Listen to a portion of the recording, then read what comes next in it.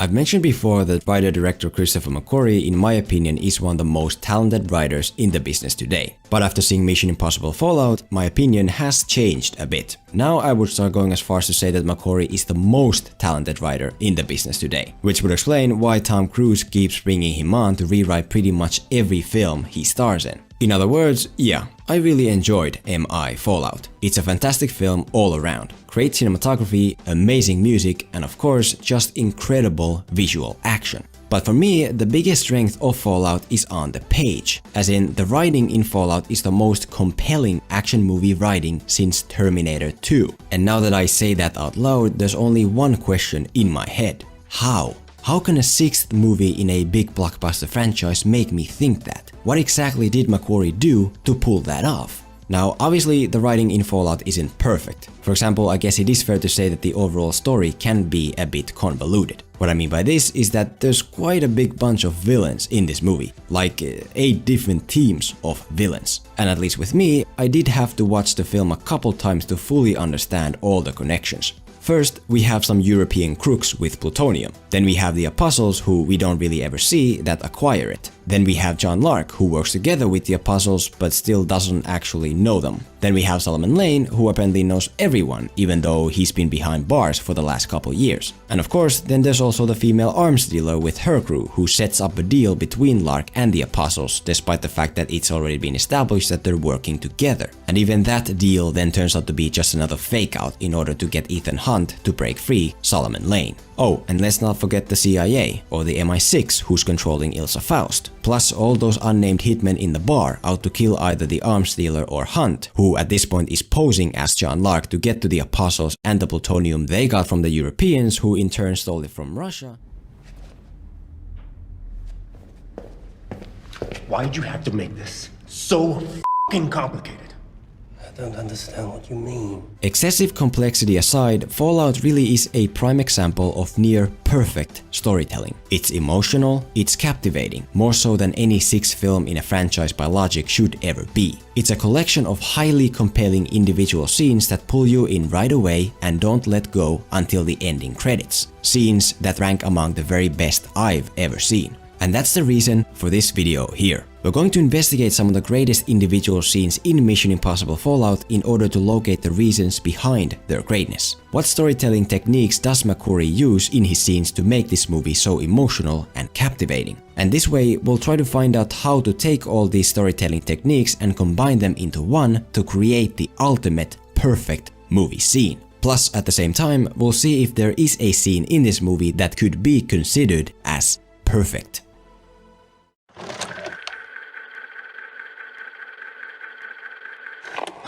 Ethan Hunt, in a way, is the ideal action movie protagonist because of one thing. Well, of course also because he's played by Tom Cruise, but mostly because of one thing. He is the definition of an active protagonist. Ethan Hunt is always active. Ethan Hunt is always the one pushing the story forward. And because he is so active, it's pretty much impossible for the audience not to root for him. If you wonder why Jack Sparrow in Pirates 5 or Jason Bourne in Bourne 5 are so forgettable, it's because they're passive protagonists. They don't push the story, they are pushed by the story. Fallout does feature the same very active, very rootable Ethan Hunt, but it also steps his activeness further than ever before and mixes in a lot more emotion. How does it do this? By adding in the constant element of choice. Throughout the movie, Hunt is forced to make choices that get more and more difficult the further we go. He has to choose between Luthor and the plutonium. He chooses to save Luthor. He has to choose between defying his bad guy accomplices and letting French police get massacred. He chooses to go with his own plan instead. He has to choose between Solomon Lane and Ilsa Faust. He chooses to ram through Ilsa with his car. One of the best examples of a hard choice in this movie takes place after Hunt has broken Lane free. The team is stuffing Lane in a car only to get noticed by a lone female cop. Then all of a sudden the cop gets shot by Hunt's bad guy accomplices who then intend to finish her off. And because of this, Hunt is backed up against a corner. Does he let the cop get executed or does he risk blowing his own cover? Someone is going to die, but who that is depends only on the choice he makes.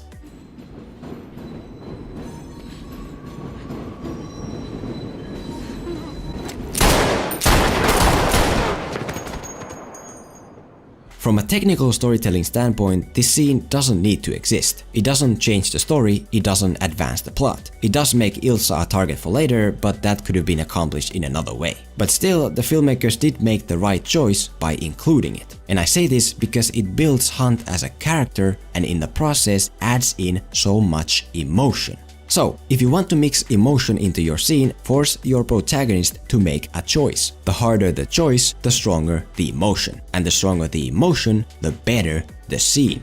Also, by the way, if you plan to make your protagonist choose whether or not to rescue someone, here's a tip. Be sure to do it like Macquarie and make the character needing rescue a cute, innocent-looking French cop girl with eyes like a kitten. It's a bit manipulative, yeah, but it works.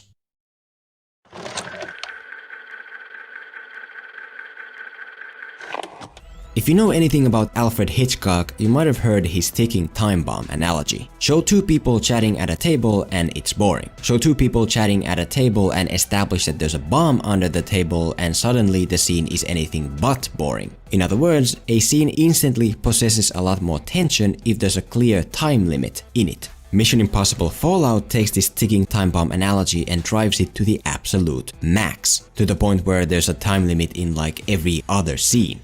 Could complete 3 nuclear weapons in as little as 72 hours. Which gives you 2 hours from now. The Widow is meeting Lark in 30 minutes. We meet the Widow in 20 minutes. This whole valley's gonna be incinerated in 15 minutes. Meeting the Widow, she leaves in 3 minutes. 90 seconds. The 90-second chat with Lane, the elevator ride up with August Walker, even the choice of whether or not to save the female cop. There's a whole bunch of very creative time limit scenes in this movie to choose from. But for me, the very best example of one has to be this final hand-to-hand battle between Hunt and Walker. To be honest, this fight scene in of itself already is full of tension. Throughout the film, Walker has been established as a physical superior to Hunt, so even as is, it would be a good fight scene. But the thing is, Macquarie doesn't want this to be a good fight scene or even a great fight scene. He wants it to be an amazing fight scene. And that's why he elevates the scene much higher by putting a literal ticking time bomb in it, in form of a nuke. Not only does Hunt have to defeat Walker, he has to do it in under 4 minutes. The result is the best climax in Mission Impossible history, and one of the very best climaxes in movie history, and also one of the best climaxes in my history. If you want to give your scene tension, add in a ticking time bomb. It doesn't have to be an actual bomb, but it should be something. Something to indicate to the audience that the scene can't go on forever. Something to establish a clear time limit.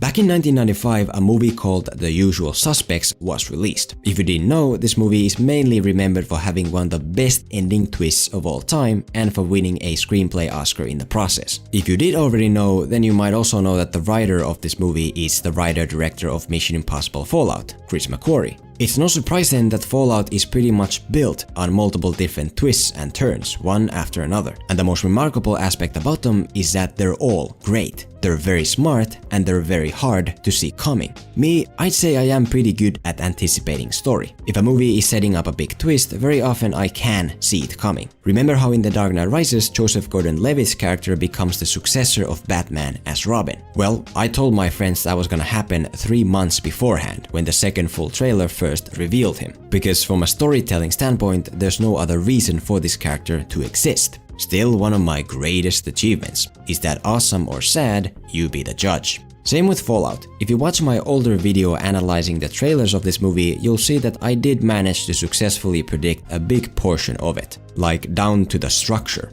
The Paris breakout job should by logic go somewhere in Act 2, either at the end of Act 2A or Act 2B, depending on whether they ultimately decide to reveal Henry Cavill as the one who goes rogue, which to me would make more sense in the middle to increase stakes for the second half of the film. But as for the so-called Berlin job, I'm not sure. I guess it would go before Paris, but it can't be the first job since Henry Cavill shows up only after Tom Cruise's first mistake, which would then put the helicopter chase in the final act. But even though I can anticipate story pretty well, McQuarrie plays on a whole other level. Whatever the audience is thinking, he's already multiple steps ahead. That Modern Warfare 2 sequence where Hunt is forced to execute a wounded officer. I thought that was real. Even with the twist of revealing Henry Cavill's August Walker as the bad guy, I knew based on the marketing that was gonna happen. But McQuarrie, he knew that I knew that was gonna happen. And so he didn't make the twist about Walker being the bad guy. He made the twist about Hunt tricking Walker into revealing he's the bad guy.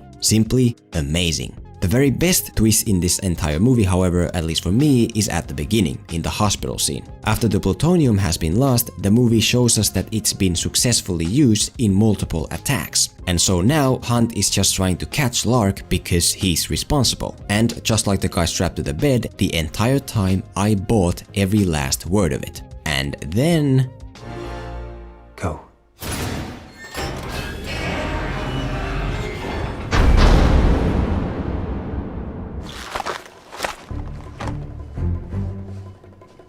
Told you we'd get it.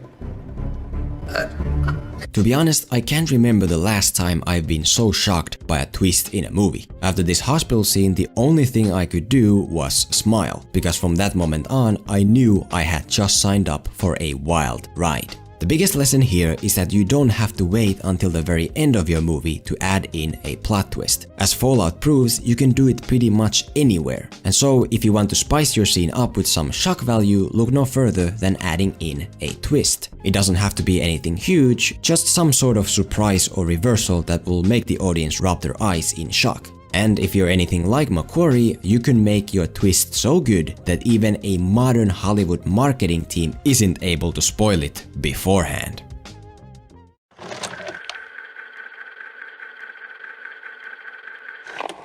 Last but not least, the theme. The reason why Mission Impossible Fallout feels so united and interconnected is because it keeps bringing up its main storytelling theme over and over, scene after scene after scene. The theme in this movie is represented by Ethan Hunt. Hunt believes that each and every life counts and that saving millions doesn't justify sacrificing one. The opposite anti-theme, on the other hand, is represented by August Walker. Walker believes that ends do justify the means. Millions can die if that causes change that makes life better for billions.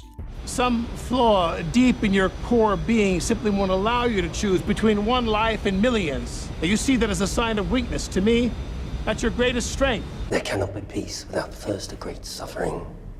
The greater the suffering, the greater the peace. When I wrote those words, I wasn't referring to your peace. The old world order needs dismantling, and we have the tools to dismantle it. As I said, there's a lot of scenes in Fallout that would fit this theme point as a good example. But since the main theme of this video is to find that one perfect scene that utilizes each of the 4 discussed points, we're gonna do something a bit different here. Instead of a new 4th example scene, let's take one of the 3 older example scenes and apply it to this point. In fact, here's a bit of a twist. This one example scene that fits here is also that perfect Fallout scene we've been looking for. As in, each of the 4 techniques I've talked about, this particular scene has. And now I ask you, which of the 3 earlier example scenes is it that fits here and everywhere else? Which scene has a choice, a time limit, a twist, and the theme? The female cop rescue, the end fight between Hunt and Walker, or the hospital scene? Which is it? Make your choice. Really, I want you to please comment below right now and we'll see how it goes. Also, just to add in tension, here's a ticking time bomb for you.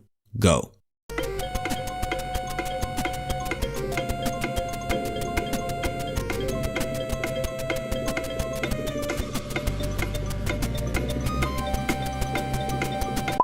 Alright, if you pick the end fight with Hunt and Walker, you'd be incorrect. That scene comes close to perfection, yeah, but it lacks a real choice and a plot twist. The correct answer is the female cop rescue. In other words, everything we've talked about so far, this scene has. It has a hard choice. Hunt either saves the cop or he doesn't. It has a ticking time bomb. Hunt has to choose before the cop is shot. It also has a couple twists. First, the team is caught off guard by the cop, and then once again by the bad guys. And of course, it also has the theme. Hunt wants to keep his cover and get the plutonium to save millions of lives, but he will not sacrifice the life of this one innocent cop to do it. And there you go. Based on everything Fallout has taught us about storytelling, this cop rescue scene is the ultimate perfect scene of this movie. And now that you know exactly what it is that makes it so perfect, you should be able to make your scene just the same. You now know how to create the perfect movie scene.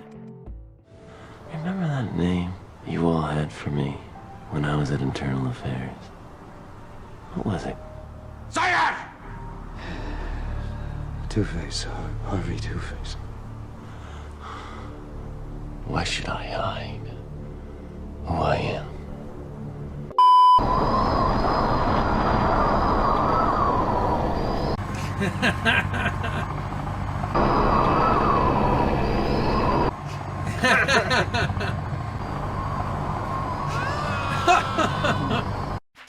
I'll admit, the words perfect and best are always very subjective. So go ahead, agree or disagree, tell me what you think is the best scene in this movie. And more importantly, let me know what other storytelling techniques are there to create a perfect scene. Also, be sure to check out my older video about Fallout where I try to predict the story of this movie based on the trailers. Go see what I said and then inform me whether I was right or wrong. That is your mission for today, should you choose to accept it.